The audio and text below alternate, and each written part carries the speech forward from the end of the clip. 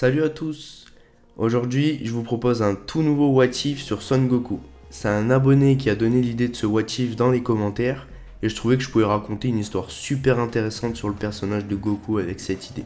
La base de ce What If est un What If déjà existant dans l'univers Dragon Ball AF, sauf que je vais vous proposer ma version qui sera bien différente. En espérant que ce nouveau What If vous plaise, je vous propose donc de commencer. C'est parti.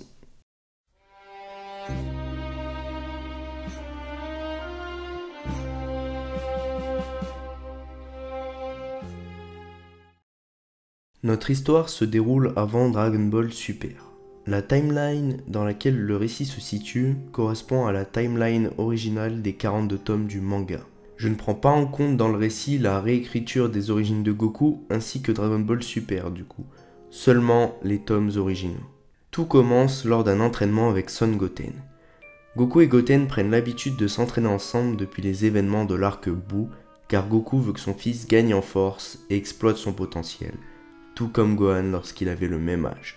L'entraînement se passe bien, Goten progresse beaucoup, mais à un moment, Goten surprend Goku avec une attaque surprise qui lui assène un violent coup de tête derrière le crâne.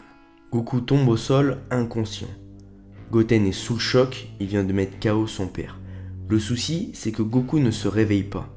Goten fonce en urgence transporter Goku à Capsule Corps pour que Bulma fasse quelque chose. Bulma l'installe dans une salle et demande à Goten d'aller chercher des senzu car ça peut aider Goku à se rétablir. Pendant ce temps, Bulma surveille un peu l'état de santé de Goku qui ne semble pas alarmant. Elle relève aucun souci particulier.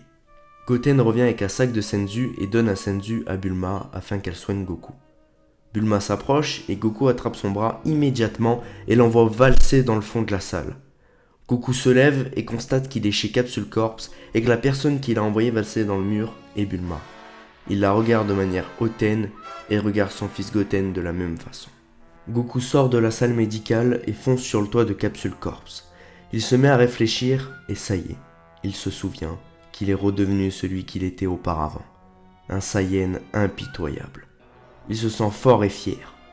Goku constate qu'il n'a pas perdu la mémoire et qu'il se rappelle de toute sa vie d'avant.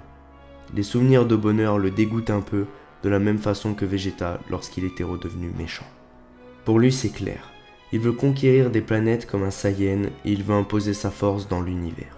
Il sait que pour ce faire, il va falloir affronter ses anciens amis qui peuvent être un obstacle sur sa route et aussi faire table rase du passé pour avoir une destinée de guerrier. Il rejette le nom de Goku et il est désormais Kakarot. Il rend visite en premier lieu à Krillin qui salue Goku comme si de rien n'était. Il ne se doute pas de ce qu'il attend.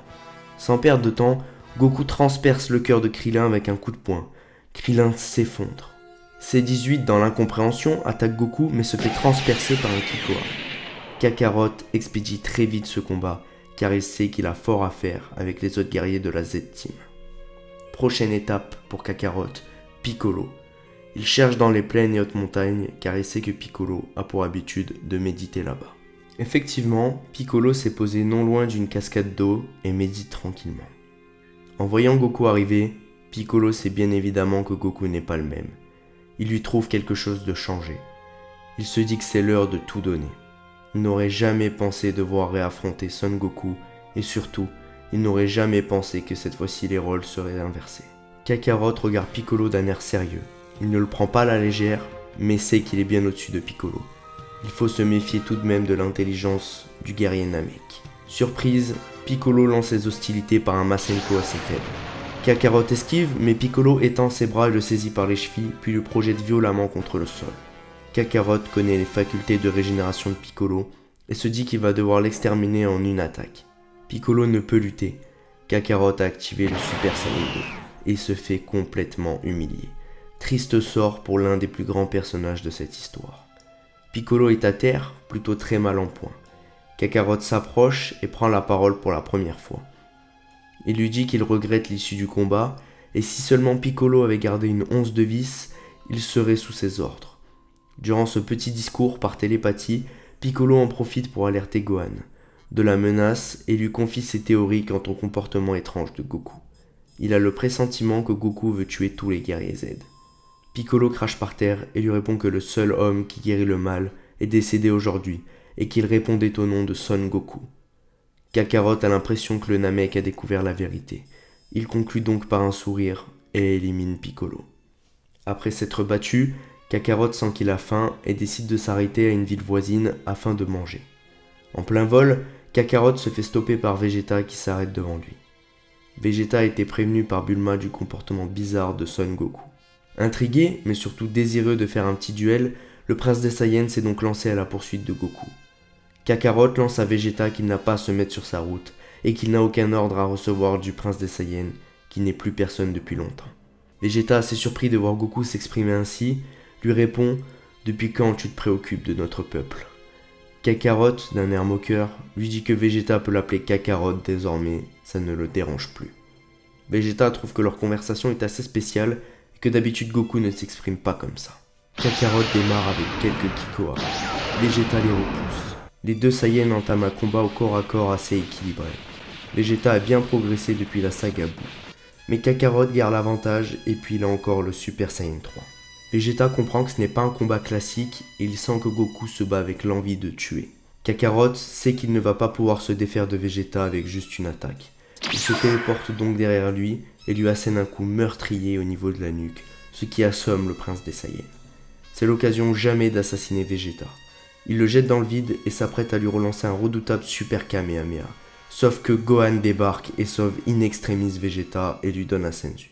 Une fois réveillé, Gohan ordonne à Vegeta de prévenir les autres de la Z-Team. Vegeta fonce donc vers Kame House et prévient les guerriers présents.